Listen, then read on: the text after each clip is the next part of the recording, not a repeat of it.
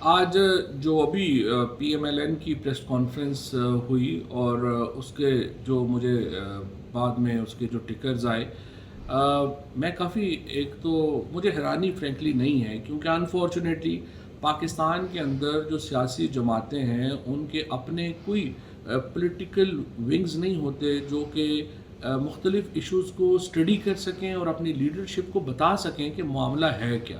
اور جب رانا ثناء اللہ صاحب جیسے، خرم دستگیر صاحب جیسے اور شاہد خاقان عباسی صاحب جیسے کمپیوٹر الٹریٹ لوگ ایک چیز کے اوپر کمنٹ کرنا شروع کریں گے تو ظاہر ہے کہ ان کا علم نہیں ہے کہ وہ اس کے اوپر کمنٹ کر سکیں، اور آپ ایسے ہی ایکسپیکٹ کریں گے جس قسم کی مضحکہ خیز پریس کانفرنس آج پی ایم ایل این نے کی ہے، اسی طرح کی ہی پریس کانفرنس آپ ان سے امید کر سکتے ہیں۔ میں تھوڑا سا اپنے ان دوستوں کے علم کے لیے ان کو بتانا چاہتا ہوں کہ جو پوری رپورٹ ہے اس میں ایک جگہ کے اوپر بھی ہم نے کسی کو اینٹی اسٹیٹ ڈکلیئر نہیں کیا۔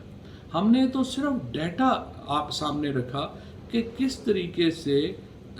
پاکستان کے خلاف 150 ٹرینڈز شروع کیے گئے سوشل میڈیا کے اوپر،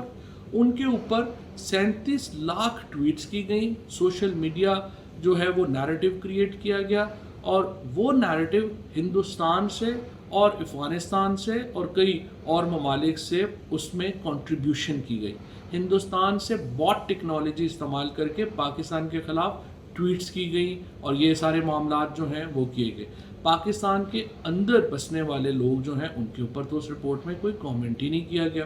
دوسری بات یہ کہ اگر کوئی ٹرینڈ شروع ہوتا ہے، فار ایگزامپل 2 دن سے ایک ٹرینڈ چل رہا ہے سینکشن پاکستان، اب اگر میں اس ٹرینڈ میں حصہ لوں گا اور میں سینکشن پاکستان کو کہوں گا کہ یہ کیا بکواس ٹرینڈ ہے، تو میں اس میں حصہ تو لے رہا ہوں لیکن میں تو اس کی مخالفت کر رہا ہوں، تو اس کا مطلب یہ تو نہیں کہ میں اینٹی اسٹیٹ ایکٹیویٹی کر رہا ہوں۔